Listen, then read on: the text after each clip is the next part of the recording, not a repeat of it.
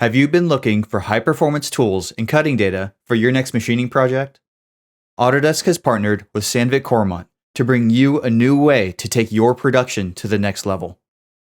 The Sandvik Coromant CoroPlus tool library add-in for Fusion 360 enhances your machining operations by accessing tool definitions and cutting parameters directly from the CoroPlus tool library. By following intuitive workflows in the CoroPlus tool guide, you will be presented with the best options for your application.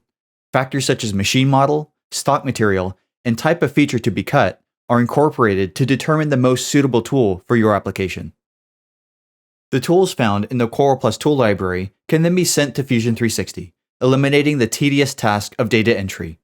Cutting data will be applied to the operation as well, so you can be confident you will machine your part right the first time for a wide range of materials. Whether milling, drilling, thread milling, roughing, or finishing, the Sandvik Coromant CoroPlus tool library add-in for Fusion 360 will help you with the machining problems you face.